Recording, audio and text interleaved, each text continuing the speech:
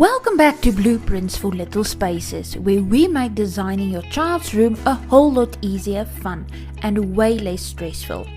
I'm Marisa Bakker and I'm so glad you're joining us today. Whether you're designing a nursery or planning a teen's room, this podcast is all about creating spaces that grow with your child. So you're not constantly redoing everything every couple of years. In today's episode, we're diving into something that can feel a bit tricky. Designing a room that can evolve as your child grows. The goal is to make sure that no matter what stage your child is in, the room serves their needs and looks great doing it. Let's start with a reality check. Now, if you've ever thought, how on earth am I supposed to plan a room that lasts until my kid is 18? You're not alone. I mean, have you seen how fast they change? 1 minute they're obsessed with dinosaurs and the next is all about skateboards. So how do you create a space that can handle all those changes without getting overwhelmed? Let me break it down for you in a way that's simple to remember, and trust me, it works. Now, why does this matter? When you design a space with your child's growth in mind, it saves you time, energy, and money. You're not stuck doing an entire rehaul every few years. Plus, a room that can adapt to their changing interests and needs doesn't just help with convenience, it also teaches them that their space can evolve with them, reflecting their growth. Now, let's talk grow. Now grab a pen because I'm about to break down the word grow. A simple, easy to remember method to design a room that evolves with your child. Are you ready? Now let's start with the letter G. Get creative. Don't be afraid to have a little fun. Kids change their minds about their favorite things, like all the time. So rather than committing to one theme for life, think creatively. I'm talking wall decals, fabric canopies, or a rotating art gallery. Imagine a room where with just a few tweaks your child can switch their entire room every few years. If they love a certain animal or sport for now, great. You can incorporate that into their room, but keep it easy to update. I worked with a mum named Carla who came to me with a classic dilemma. Her son Yaku was obsessed with pirates, but she knew that phase wouldn't last forever. So instead of going all in with a full pirate theme, she decided to paint a subtle blue ocean mural on one wall with removable boat decals. And the rest of the room? Neutral tones, versatile furniture, and loads of storage for those future interests like soccer or outer space. That way, as Yaku's preferences shift, all she had to do was to swap out a few pieces rather than to overhaul the whole space. Super simple, right? Now, let's continue with the letter R. Refine your choices. Think about the furniture and decor you choose. Is it flexible? Adjustable? Can it serve a different purpose later? Refine choices here are key.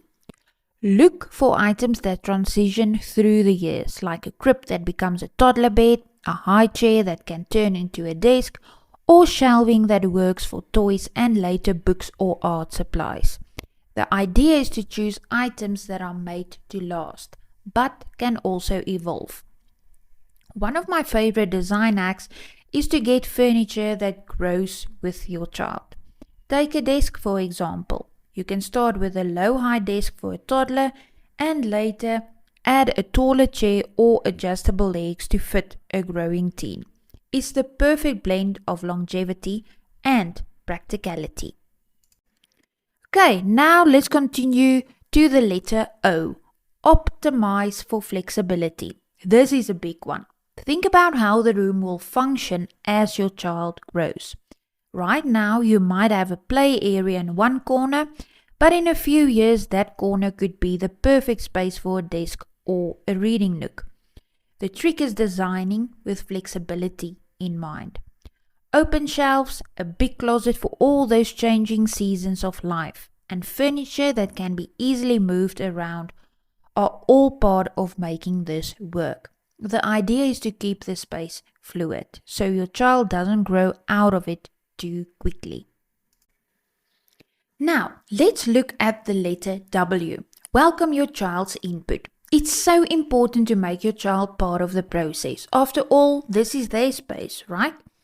So when you invite them to participate, whether it's picking out a rug, choosing wall art, or even organizing their books, it helps them feel empowered. Plus, they love having some ownership of their space, and that makes them feel even more at home in it. I had a mum, Beth, who was planning a room for her 10-year-old son, Max. He was into racing cars at the time, so instead of her picking out the decor on her own, she invited him to design a DIY racing-themed art piece for the wall. They painted the track together, and Max felt proud seeing his work displayed in the room. Plus, when his interests change, because let's face it, they probably will, the art piece can be repurposed, and they can easily switch out other decor items. It's a win-win. So let's quickly recap the word grow. So G, get creative with the room's design so you can easily update it as your child's interests change. Then R, refine your choices by selecting flexible furniture and decor that works for multiple stages. The letter O, optimize for flexibility by designing spaces that can shift in purpose as your child grows. And then W, welcome your child's input to make sure the room reflects who they are and is a place they feel connected to. Okay, now before you go, the 5-minute challenge for today. Take a minute to jot down these 3 things. Is there an area in your child's room that could be more flexible in the future? Maybe it's the play area or storage space. Then number 2. Is there a piece of furniture that could grow with them? And then number 3, is there a way you can involve your child in designing their room? Remember, this doesn't have to be a huge project. Small changes, thoughtful choices, and a little creativity can make all the difference. And now I want to hear from you. What's the most important factor for you when designing a room that grows with your child? Is it the furniture, the layout, or maybe their personal input? Drop me a message, tag me on Instagram, or comment below. I'd love to know your thoughts. So, before we wrap up, don't miss out on your free must-have guide, the ultimate guide to designing a room that grows with your child. This step-by-step guide will help you choose the right furniture that grows with your child, maximize space with smart storage solutions, and create a functional, stylish room that lasts for years. Grab your copy now. Click the link in the description before you forget. And hey, if today's episode helped you, share it with a fellow mum who's struggling with kids' rooms design. Don't forget to subscribe so you don't miss next week's game-changing episode, balancing fun with functionality.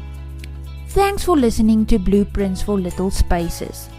Remember, the smallest changes can make the biggest impact.